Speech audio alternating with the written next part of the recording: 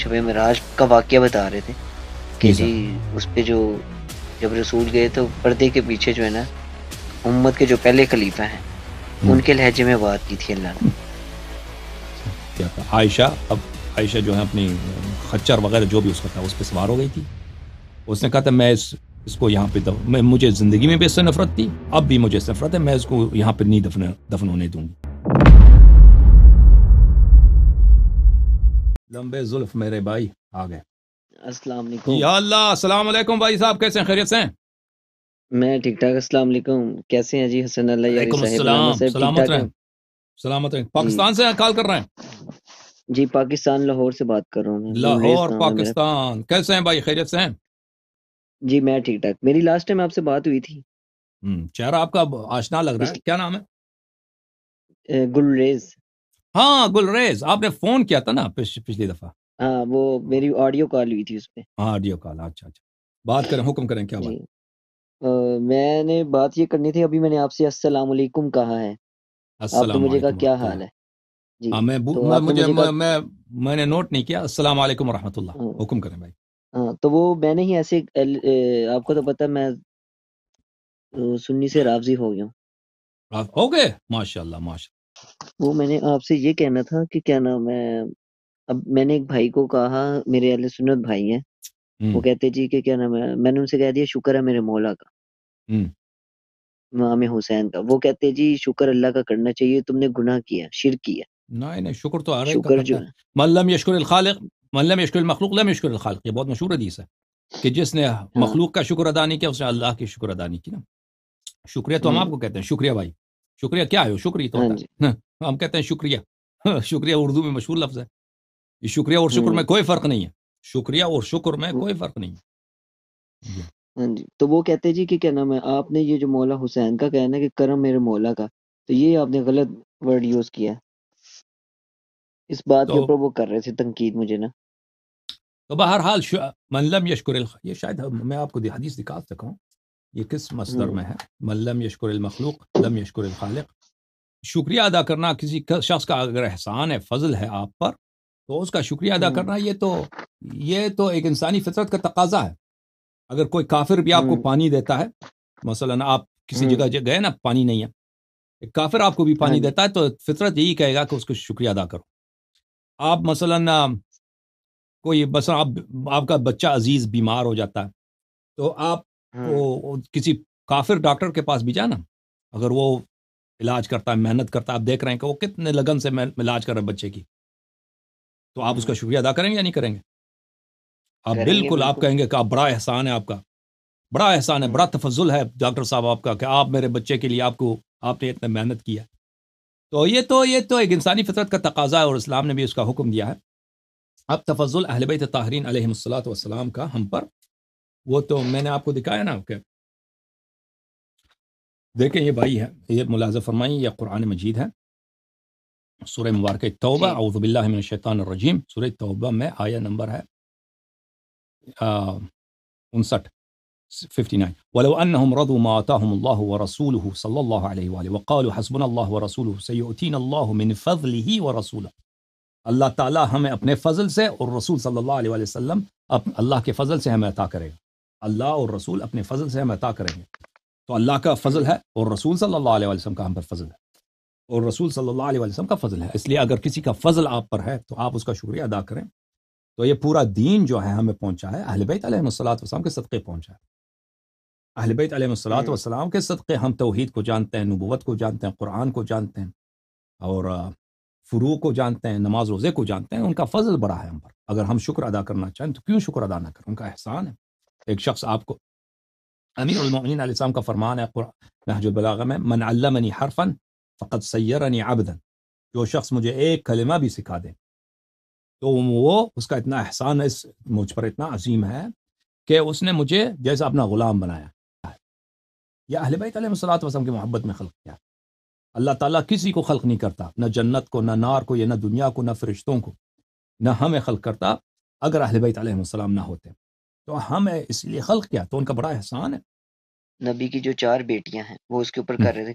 میں نے کہا تھا نبی کی ایک ہی بیٹی ہے, تو انہوں نے آگے سے حوالہ دیا مجھے رسول کافی کا, شیعوں کی بہت ہی معتبر کتاب ہے. ہاں نہیں وہ درست ہے، اور اصول کافی میں موجود ہے، اصول کافی میں موجود ہے کہ نبی صلی اللہ علیہ وسلم کی 4 بیٹیاں ہیں، اور اس کے علاوہ بھی احادیث میں موجود ہیں کہ نبی ایک اور، میں نہیں کہتا احادیث میں، ایک اور حدیث میں بھی موجود ہے حضرت امام صادق علیہ السلام کی، کہ حضرت خدیجہ کبریٰ سلام اللہ علیہا سے نبی صلی اللہ علیہ وسلم کی 4 بیٹیاں ہیں، یہ ثابت ہے. نہیں تو یہ ایک جی بیٹی نہیں ہے ان کی، نہیں 4 ان کی بیٹی، ایک، حدیث میں یہی کہ 4 بیٹیاں، حدیث میں یہی کہ 4 بیٹی.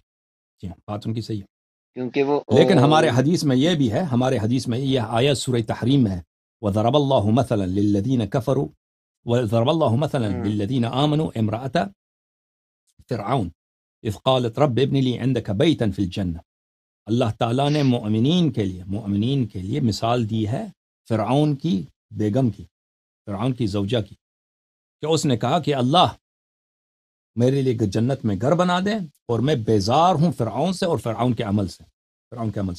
تو امام صادق علیہ السلام کی حدیث ہے کہ یہ آیت انہی کی شان میں ہے. حضرت رقیہ نبی صلی اللہ علیہ وسلم کی بیٹی، کنایہ انہی کی ہے، مقصود وہی ہے کہ وہ ان کی شادی عثمان سے ہوئی تھی، جس طرح حضرت آسیہ علیہ السلام کی شادی ہوئی تھی فرعون سے، اسی طرح رقیہ کی شادی ہوئی تھی عثمان سے. اور جماعت عمریہ کہتے ہیں تو اس سے پہلے تو شادی ہوئی تھی عتبہ ابن ابی جہل سے، ابو جہل کے بیٹے سے ہوئی.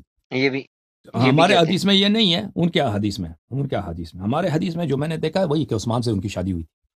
تو ہمارے حدیث میں یہ بھی ہے، یہ آیت انہی کی فضیلت میں ہے کہ اللہ تعالیٰ نے فرمایا کہ علامہ صاحب اگر ایک سوال ہے. ہاں ایک بات، مجھے بات کامل کرنے دیں. اللہ تعالیٰ فرماتے ضرب اللہ مثلا للذین آمنوا، اللہ تعالیٰ حال بتاتا ہے، شبیہ بتاتا ہے، مثل یعنی شبیہ بتاتا ہے مومنین کا، اہل ایمان. اس اہل ایمان سے مراد کون ہے؟ اس اہل ایمان سے مراد کون ہے؟ حضرت رقیہ، کہ یہ بلے امرأت فرعون کی بیٹی، فرعون کی زوجہ، کہ وہ مؤمنہ تھی لیکن اس کا شوہر جو تھا خدائی کا ادعا کرتا تھا، فرعون تھا. تو یہ آیت جو نازل ان کی شان میں نازل ہوئی ہے، ٹھیک ہے نا. جی ہاں. نہیں تو پھر ان کی اولادیں کہاں پہ؟ اولاد باقی کوئی بیٹیوں کی اولادیں نہیں اولاد کسی کی نہیں، اولاد صرف حضرت زہرا سلام اللہ علیہا، اولاد ان کی نہیں. اور وہ سب نبی صلی اللہ علیہ وسلم کے حیات میں وفات ہو گئی تھی، ان کی اولاد کوئی نہیں ہے. ان کی شادی عثمان، ایک کی شادی عثمان سے ہو گئی لیکن اس کی وفات ہو گئی شادی سے پہلے، یعنی وہ اس کی عثمان کے گھر جانے سے پہلے وفات ہو گئی، تو پھر دوسرے کو عثمان کو دے دیا، اس کی شادی ہو گئی. یہ حدیث میں موجود ہے حضرت امام صادق علیہ السلام سے. لیکن اس سے کوئی فضیلت ثابت نہیں ہوتی ہے بھائی، اس سے کوئی فضیلت ثابت نہیں ہوتی ہے.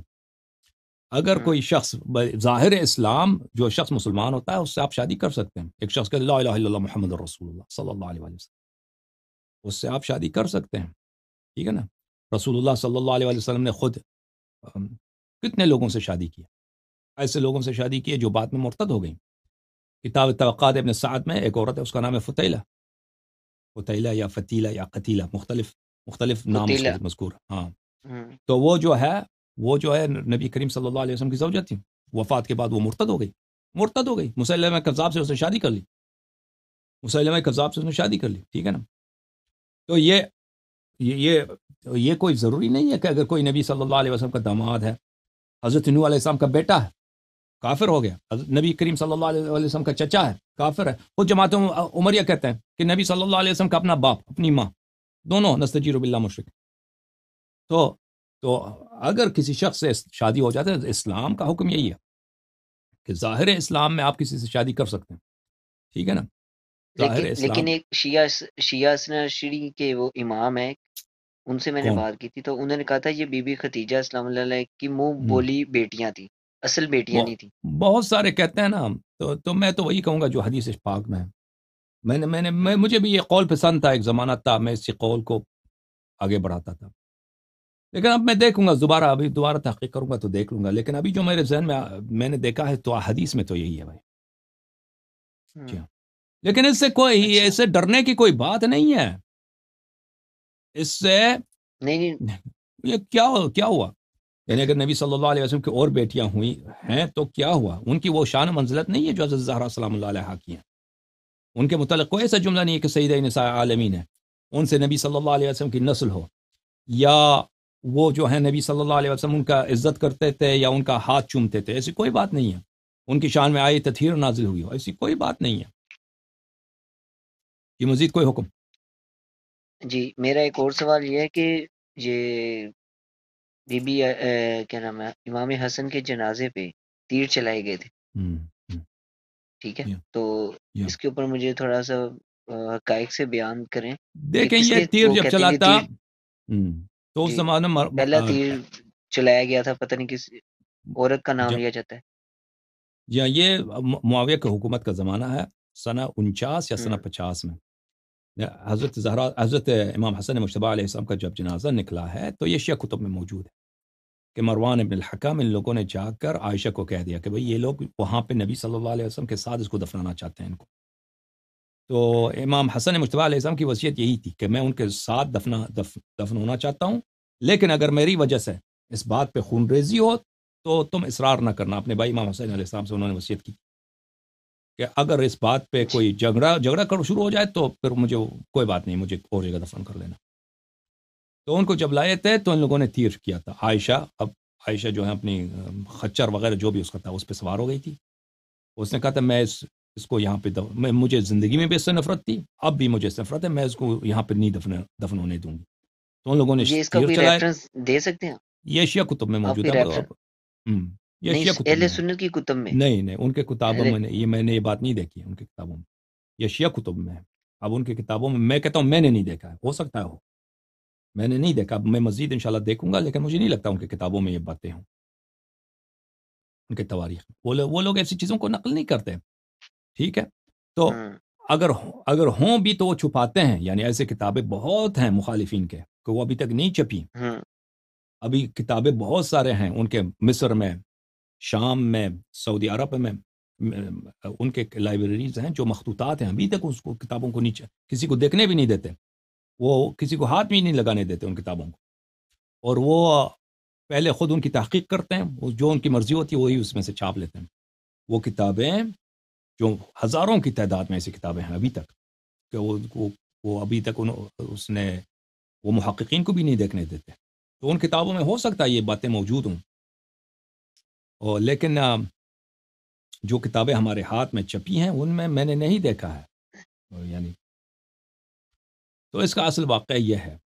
جی ہاں، جی ہاں، جی سر۔ تو وہ سوال انہوں نے مجھ سے ایک بھائی نے کیا تھا اہل سنت نے کہ شب معراج کا واقعہ بتا رہے تھے کہ جی جی سر۔ اس پہ جو جب رسول گئے تو پردے کے پیچھے جو ہے نا ہوں، پہلے یہ امت کے جو پہلے خلیفہ ہیں ہوں، ان کے لہجے میں بات کی تھی اللہ نے، اچھا، کیا یہ بات ٹھیک، سچ ہے؟ نہیں ہم نے جو حدیث دیکھا ان کے اپنی کتب میں، مناقب خوارزمی میں، وہ کتاب آپ کو دکھا دوں گا تھوڑی دیر بعد، اس میں یہی ہے، عبداللہ ابن عمر سے روایت کی ہے کہ صحابہ نے ان سے پوچھا، جب معراج گئے تھے واپس آئے تھے تو پوچھا تھا بِأَيِّ لَهْجَةٍ خَاطَبَكَ رَبُّكَ، آپ کے رب نے کس لہجے میں آپ سے بات کی ہے جب آپ معراج پہ گئے؟ تو انہوں نے کہا خاطبنی بلہجۃ علی بن ابی طالب علیہ السلام، حضرت علی علیہ السلام کی آواز میں میرے سے خطاب کیا۔ یہ ان کی اپنی کتابوں میں یہ حدیث عبداللہ ابن عمر سے مروی ہے، میں وہ دکھا دوں گا ابھی تھوڑی دیر بعد۔ اوکے عزیزو، یہ کتاب ہے المناقب، مناقب احمد ابن محمد المکی الخوارزمی، یہ جماعت مخالفین کے محدثین میں سے ہیں، ملاحظہ فرمائیے۔ المناقب تالیف موافق ابن احمد ابن محمد المکی الخوارزمی، یہ کتاب چھپی ہے قم میں، لیکن یہ شیعوں کی کتاب نہیں ہے، یہ مخالفین کی کتاب ہے، لیکن وہ اس کتاب کو نہیں چھاپنا چاہتے، کیونکہ یہ کتاب جو ہے اس میں مناقب اہل بیت علیہ السلام ہے۔ اچھا، یہاں پہ ملاحظہ فرمائیے صفحہ نمبر 78 میں حدیث نمبر 61، یہاں پہ روایت کرتے ہیں، سند موجود ہے عبداللہ ابن عمر سے، سمعت رسول اللہ صلی اللہ علیہ وآلہ، میں نے رسول اللہ صلی اللہ علیہ وآلہ وسلم سے سنا، وسئل، ان سے سوال کیا گیا، بأی لغت خاطبک ربک لیلۃ المعراج، کس زبان سے، کس لب و لہجے سے اللہ تعالیٰ نے، تیرے رب نے تجھے خطاب کیا لیلۃ المعراج؟ اچھا، فقال، انہوں نے فرمایا خاطبنی بلغت علی بن ابی طالب علیہ السلام، تو انہوں نے کہا کہ اللہ تعالیٰ نے مجھے خطاب کیا ہے علی بن ابی طالب سلام اللہ علیہ کے لہجے سے، ان کی زبان سے، فالہمنی ان قلت یا رب خاطبتنی انت ام علی، تو اب مجھے الہام ہوا کہ میں اللہ سے سوال کروں، یا اللہ مجھ سے کون خطاب کر رہا ہے؟ مجھ سے کیا تو خطاب کر رہا ہے یا علی علیہ الصلاۃ والسلام مجھ سے خطاب کر رہے ہیں، مجھ سے بات کر رہے ہیں؟ فقال یا احمد، تو اللہ تعالیٰ نے کہا یا احمد صلی اللہ علیہ وآلہ وسلم انا شیء لیس کالاشیاء، اللہ تعالیٰ نے فرمایا کہ میں وہ ہوں جس میں کسی چیز سے میں شباہت نہیں رکھتا، میں منفرد، میں کسی چیز سے لیس کمثلہ شیء، میرا جیسا تو کچھ ہے ہی نہیں، لا اقاس بالناس، میری مثال لوگوں سے نہیں ہے، میری کوئی شباہت لوگوں سے نہیں ہے، ولا اوصف بالشبہات، میں جو ہے شبیہ سے میری وصف نہیں ہوتی، اللہ کی وصف شبیہ سے نہیں ہوتی کہ اللہ اس طرح فلانے کی طرح ہے، اللہ فلانے کی مثال پر ہے، نہیں، اللہ کسی کی طرح نہیں ہے، ٹھیک ہے نا؟